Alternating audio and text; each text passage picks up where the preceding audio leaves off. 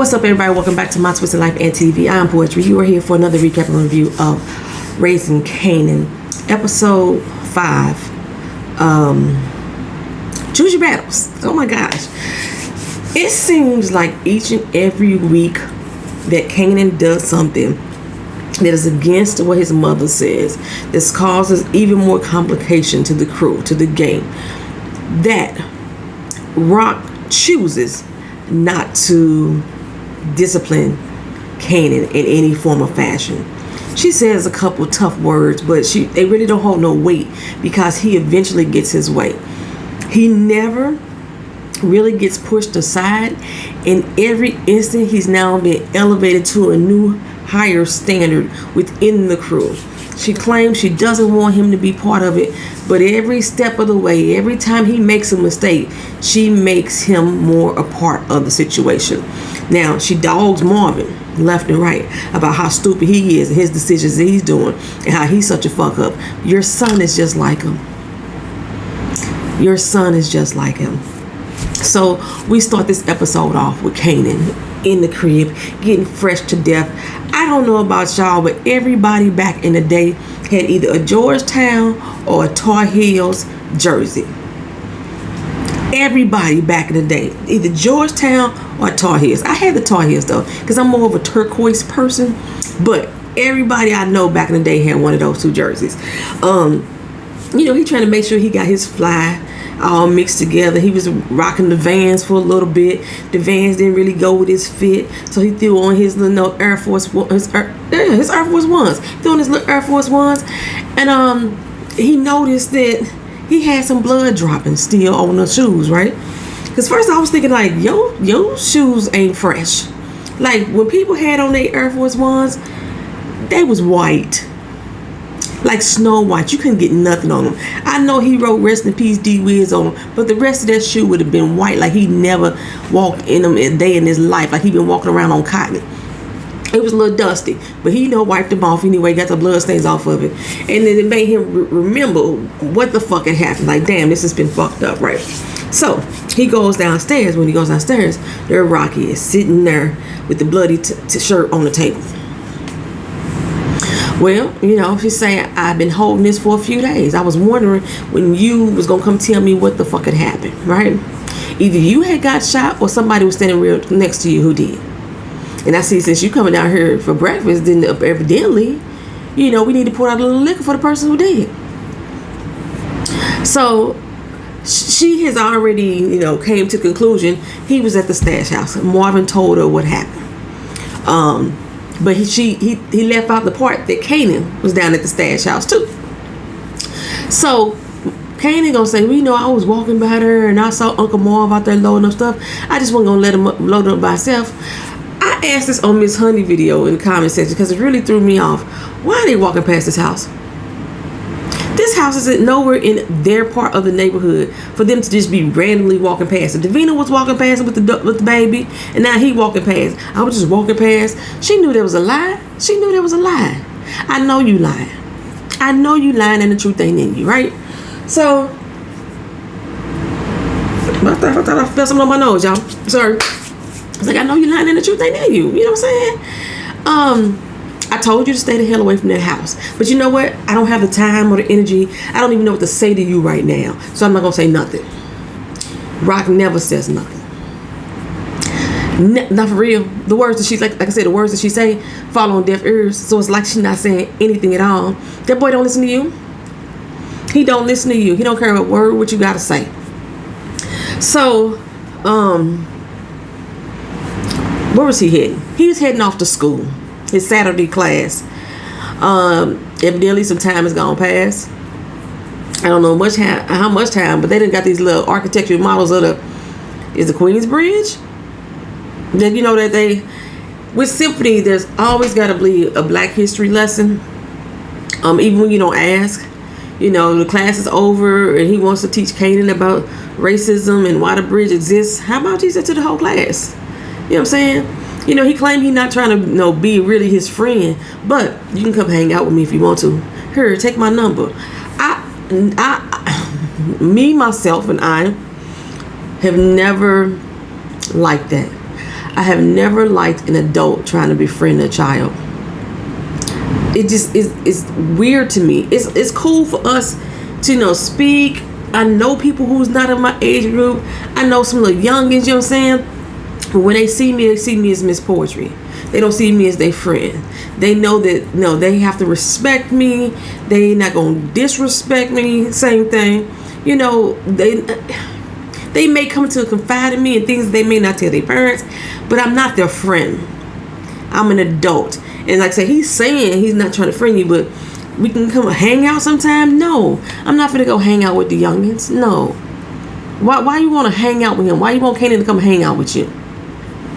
I just always find that strange that adults will want to come hang out on purpose with a child just to try to make them friends, make them cool, make them like them. What are you trying to do here, Symphony? You already got the mama. What are you trying to do here? And I'm still not understanding this relationship. You so gung-ho and down-ho for the community, but you fucking with a drug dealer who poisoned the community.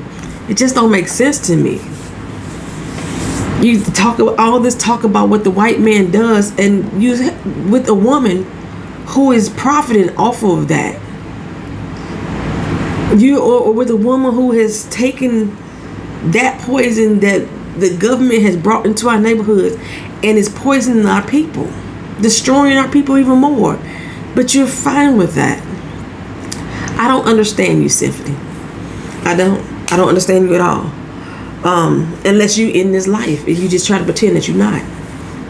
You were foster home. You was moved from house to house. You know what I'm saying? You probably seen some stuff, done some things, but you talk a good game. Don't make no sense to me. Well, Marvin, Rock, and Lulu, they sitting down talking. I may be going out of order, forgive me.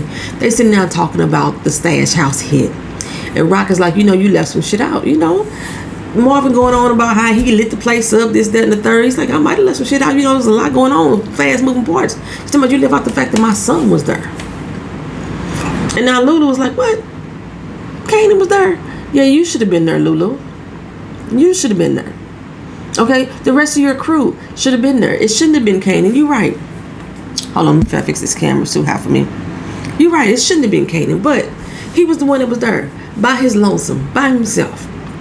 Okay? So they're sitting there chastising Marvin about how he'll fuck up again and again and again. And it's going to get on Marvin's nerves eventually.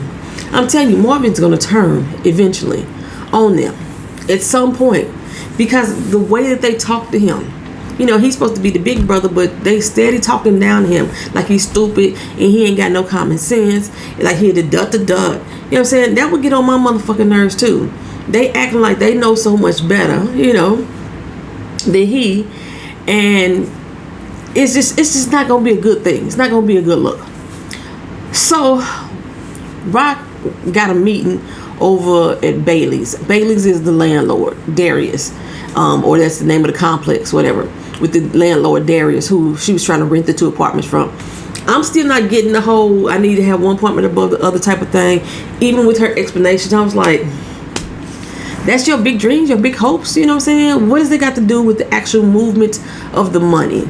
She was like, well, while you unique down here on the streets, on these corners, we're going to be up in the mountaintops in the high rise making it happen.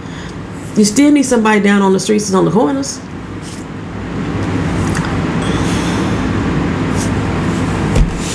Well, Famous and them, they at the little corner store. They hang out at this bodega all the time. They at the little corner store and they talk too fucking much. I've never seen some people who are supposed to be so connected to the drug game or to the streets that talk so much. Now, I understand these are kids, but y'all still talk too much. Even as a kid, I knew to keep my motherfucking mouth shut. They in the bodega talking all about the Stash hit and Kanan telling him to try to be quiet, but y'all still talking loud. They get up to the restaurant right in front of Juliana and talking about who the fuck she think is the snitch, Davina. And so Famous come up, what's up, Davina? They want to snitch on the Stash house. all extra loud. I swear it's something on my face. I don't know. Juliana is sitting there like taking notes and shit. She gathering information. I don't think that woman has had one line since the show started. Do she speak? Do she speak? And Poppy, oh my God, he is annoying as fuck. And I'm not the only one that calls him Poppy. Rob calls him Poppy too. So anywho, Kanan getting mad at the fact that, you know, Juke said that Davina is the one who snitched. She wouldn't do nothing like that. You don't know her, this, that, and the third. And Davina's like, look her, she was Buck's girl. She got connected to Unique. She saw you outside of the house. Dude, it's possible that she did it. And he's like, you think you know everything? I know this, that, and other. And she was like, look, there's a lot of things about this family that you don't know, okay? A lot of deep secrets. And he tell her, well, I know your secrets. Because she just let them know that she's not a virgin anymore. And Famous is like, hold up. I was the one that's supposed to hit that first. Who hit it? You gonna let somebody else hit it before me? You know what I'm saying? That shit was funny. I didn't even realize the Famous liked Jukebox like that. But anywho, he was like, you know what though, Juke, I know your secrets and I will tell. So watch your fucking mouth. That boy sound just like 50 Cent. He even do his mouth right there when he talk. That boy is 50 to the T. He must follow him at home or some shit like that. They took some notes. Remember that TV show Little Fires Everywhere? The two characters that was playing, Reese Witherspoon, the younger girls who was playing Reese Witherspoon and playing Kerry Washington, they had their mannerisms and everything down. 50 Cent went to the school of Little Fires Everywhere, and got an actor that is filling that fucking role for him. Oh my God, that young man is 50 Cent to the T. He is 50. He's 50. 50. Talking like he still got the bullet lodged in his face. He is 50. Okay, so now Jukebox and Kanan mad at each other. But Famous like, forget all that. Hey, I'm about to go to the studio, go over here with young Camacho Jr. And come on, get in the studio. Let him know what you could do. I'm saying, follow me. And so Jukebox agreed to go do that. Said, forget Kanan at this moment. We're going to go and do what I got to do. Well, see, Kanan said it wasn't Davina anyway. He said it had to be Scrap. Scrap miraculously didn't show up to work that day. And it's the same day that the house get hit. Somebody else should have been at that fucking house anyway. But okay, it is something. Somebody talking about me. I told y'all before, when I feel stuff on my nose and my nose started itching, that means somebody talking about me. I forgot what somebody talking about me. Anywho, so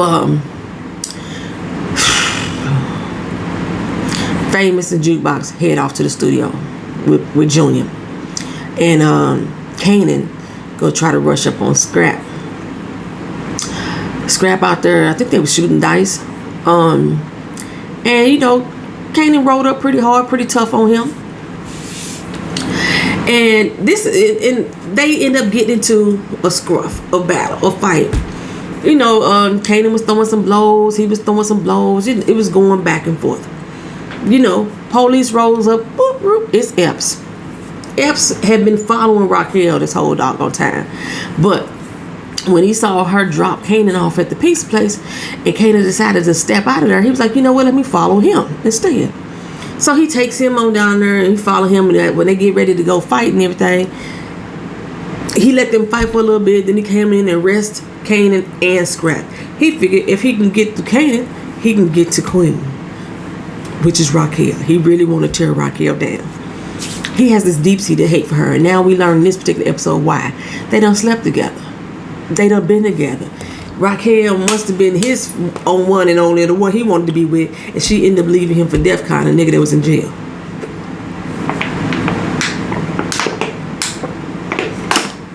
Or that she decided to choose DEF CON over him. That's pretty much how it went. Well, this ain't the only fight of the episode. After the whole conversation with Rock and Lou and Marvin, Lou and Marvin decided to have a conversation again about who else was a fuck up. Some more money just came out of my mouth. But who else was a fuck up? And how much more of a fuck up that Marvin is, and he just can't get his shit right. He ain't gonna never get it right. He ain't gonna be nothing. He ain't gonna be about nothing. Marvin went in about him that Junior probably fucking this girl, down in the studio. He heard about it through jukebox, talking about it on the phone, yada yada this, yada that. They get into a scuffle too. They get into a fight. I'm surprised Lulu was getting his ass whooped by Marvin. It was a sad affair. Police broke them up too.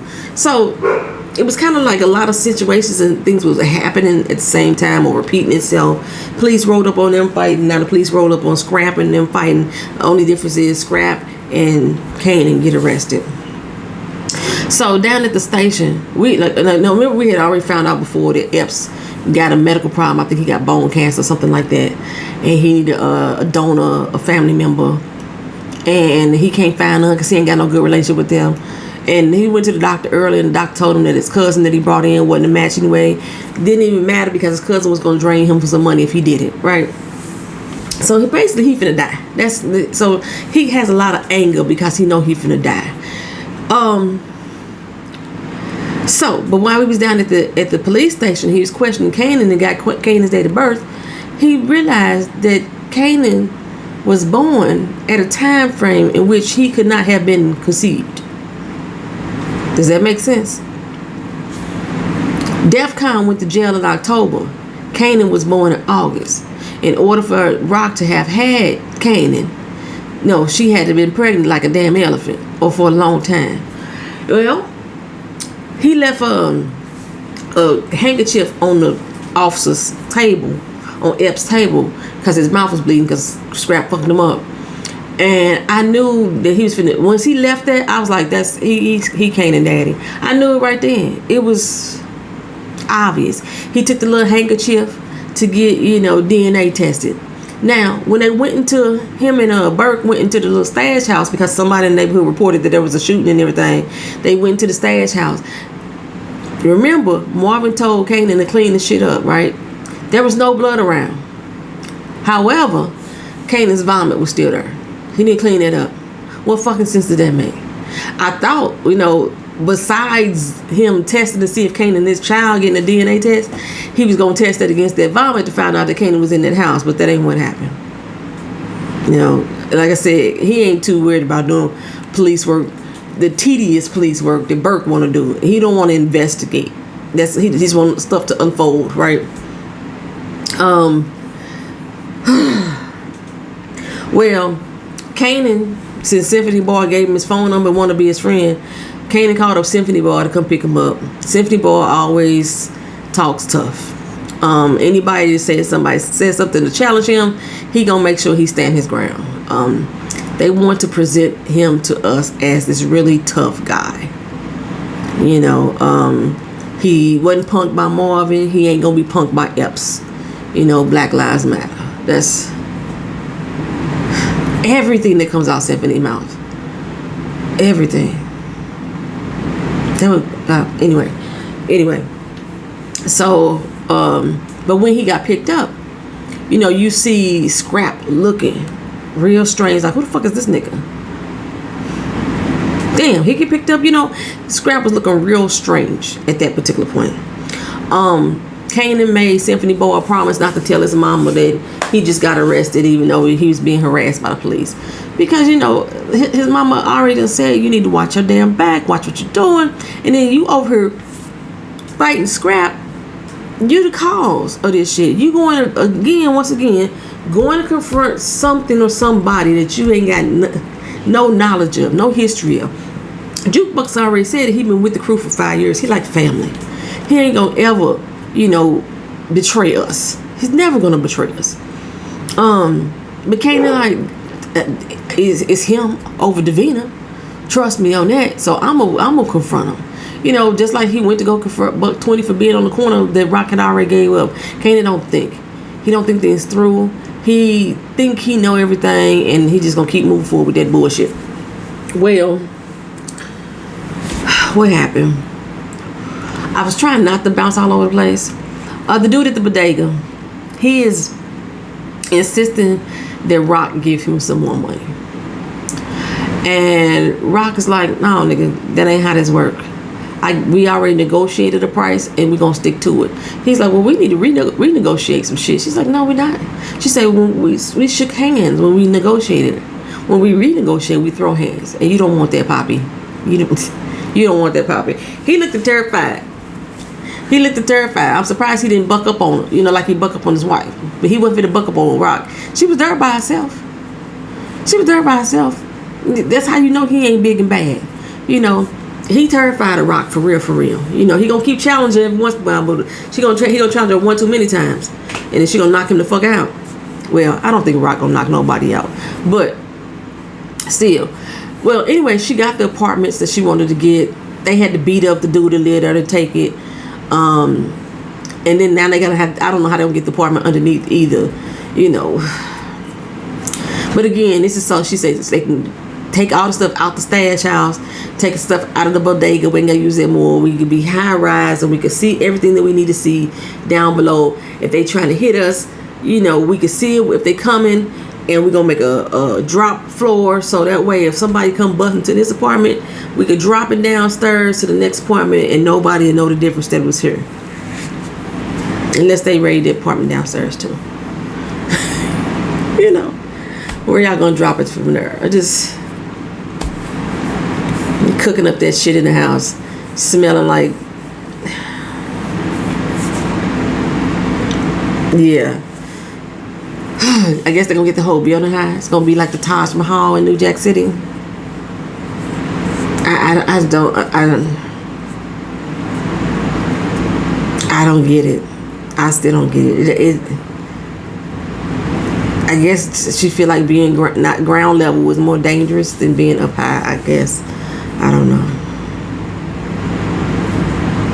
Getting a tight ass crew, Rock, is what's gonna make your situation better, because you really have none. You isolating your brother, you ostracizing him.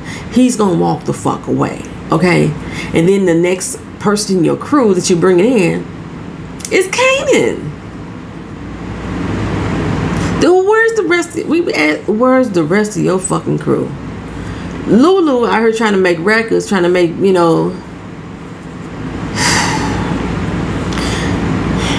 Anyway,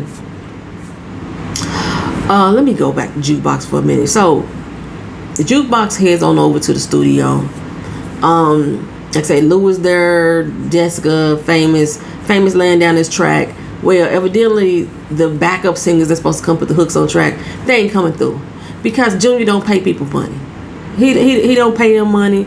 He doing the James Brown. Y'all know James Brown didn't pay his employees for weeks at a time and stuff like that. Yeah, he doing the James Brown. They 3 weeks behind. Milo, the engineer, done missed child support. Everybody down. Ain't nobody getting paid up in there. So the backup singers or the singers ain't coming through. They ain't gonna put shit on the record. So Lou was like, you know what? Here, I'll put some money in your pocket. Gave him a couple G's. Then he said the boys down the hall ain't got paid either. Gave them a couple G's. All to put Jukebox on the track. Let me learn the story about her name. She used to sing for quarters on the street. Everybody would love to get their favorite song from her. That's why we call it Jukebox. The girl could sing. Okay, so she goes in there and she rips up the mic and everybody's surprised. Well, Famous is surprised. Milo and Junior surprised. Jessica surprised. And Lou just like, that's my motherfucking niece. Dude, you paid all that grip to get her on that song when you could have just kicked him down some more dope or something else earlier when you said you wasn't going to do it when she asked you. What made it so different now? You fronting for Jessica? Is that what it was? Because she seemed highly impressed. She ended up fucking you in the studio. Where did everybody else go? Did you just buy out Junior's studio? Is that what happened at this particular time? So, she finally gave you some. But you know what? I'm telling you. 50 Cent Courtney Kemp has a thing about this rabbit fucking.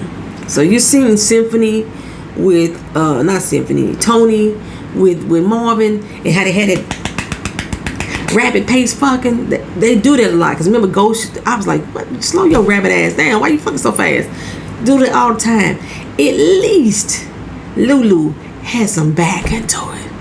You see that body roll on that boy? He was throwing that back into it. I was like, you better stroke, brother. Gone, Lou. Strung on. I know Rock over there happy because Rock says she thinking that Lulu is fine. Lulu looks like a weasel to me. He not an unattractive weasel, but his features is very pointy. Anywho, but he's not an unattractive. He's just not my type. But Rock said he was fine. Now she gonna like this scene when he get that back into it. He had a body roll on him. I wasn't mad at him. I wasn't mad at him. I was like, it's all. It's all. You know, take it off. He could have took it off. Anywho, so we get this scene where what's her name? Rock. Damn, I forgot her damn name. Rock and Kanan are still having words about his involvement at the stash house, and he like, Mama, stop fronting on me, stop playing me. You said you were gonna teach me the game, and you know they going back and forth at that. So she said, you know what? I'm gonna go ahead and give in to his advances. He wants to learn how to cook up the dope. Since he can't be on the corner, he can't be at the stash house. At least teach him how to cook. So she finna teach him how to cook up the dope against her better judgment. We ain't never used no ice cubes to cool down our dope though. That was something new for me. Our dope ain't never turned that color. It was like amber in color, and our shit ain't never. I should be pure white. I don't know what the fuck they was mixing with hers. Maybe have a tinge of yellow, but they had like an amber color to their shit. Or was that my TV? Everybody else's TV, they look kind of brownish, the water, and then the final product. Our shit didn't look like that. Our shit was a little bit more pure. I don't know what the fuck they was doing, what the fuck they had. Anywho, after she teach him how to cook up the dope, she goes outside, takes out the trash, and there's Epps confronting her about Kanan. I know this is my damn son. She's like, you don't know what the fuck you talking about. You leave me and my son alone. He was like, Rock, I don't give a fuck what coming out your damn mouth. DEFCON was in jail, could not have impregnated you. You didn't have no conjugal visits with him. He was in there for the rest of his motherfucking life. That's my goddamn son. That's why they got so much animosity with one another. That's what that shit is, right? Jukebox, you know, she was over there with Nicole, listening to her track afterwards, and of course this time the mama don't announce herself before she come in. She bust on in, see Jukebox on top of her, grinding and kissing her, and of course she's a heathen sinner. She's repugnant. She's all these things. Matter of fact, she even said that if I see you back here with my daughter again, I'm gonna file charges for rape. And she put her out the house. I'm surprised she didn't say with your black ass. You know what I'm saying? The daddy was like, what's going on? What is going on? Like, what is up in here? You know what I'm saying? The daddy is so motherfucking hood, it don't make no sense. You know, Nicole up in the window crying. She was like, Mom, it was my fault. I was the one kissing her. Now Jukebox is feeling some kind of way. You know, she walking past all these rich white couples coming down the street. This is probably how she's decided she's going to start robbing white folks or robbing their houses because Nicole's parents pissed her off. That's probably how that story's gonna go. But yeah, Jukebox is really hurt. She's really broken, and she's probably gonna blame Nicole. And you know, probably. Marvin. There's a lot going on through Marvin's head. The wheels are turning. I'm waiting for the moment for Marvin to finally just, you know, say fuck the family and do his own thing. He's up in that stash house, up into the new place. They finna remodel. He put his mask on his face, I guess ready for the demolition, because they ain't finna cook no shit up in there. And he looks out the window, and I don't know what he's thinking. I don't know what he's thinking. But I think he just confuses me as far as like what Rock is really trying to do with that damn house. Like I said, Lulu and Jessica, they finally banged. Yeah, whatever. Scrap. After the fight with Kanan and him seeing Symphony pick Kanan up from the jail, my lips are so soft. I used my lip balm again today, y'all. My lip balm give a gloss just like the lip stick, lip, whatever, you know. Anywho, so he saw it looks like they are making it seem like Scrap is flipping to the other side. I don't believe it. when Rock swooped up on him, it looked like she was like coming to check him about the fight that he had with Kanan. She didn't even know about the fight that he had with Kanan. But he was like, yeah, he rushed up on me, and I don't give a fuck who he is. I can't let him rush up on me like that out in these streets. You know, he got into the car, he seemed scared, and she was like, you know, ride with me. You know what I'm saying? He looked really scared and really, you know, scared for his life. Next thing we see, he's down at Unique's spot, saying he want to flip Cruz, that Rock crew don't respect him. She done put her son over him, which basically confirmed it, what Unique thought anyway, that Kanan was in on it. And he just want to be with a crew that respects him. You know what I'm saying? And it looked like Unique is like, all right, cool. I don't think Unique is that stupid. I don't think Unique said he don't trust nobody. He don't even trust his damn mama. So I know he don't really trust Scrap. And I know for a fact Scrap is not really on Team Unique. He too loyal to Rock. He don't want to be there. He's going in as a mole. That's exactly what he's doing. Anybody think differently, or if they write that in differently, I would be surprised. Scrap is not moving over to the other side. Not after no fight with Kanan. That ain't shook him up like that. No, he's doing this for Rock. Trust and believe that. I think that's it, y'all. If I miss anything, y'all leave it down in the comment section. And we can talk about it down there. There's not too much to this. It's not really... I'm at a stalemate with these episodes now. I'm not really excited, but I'm not really turned away either. Now I'm just watching.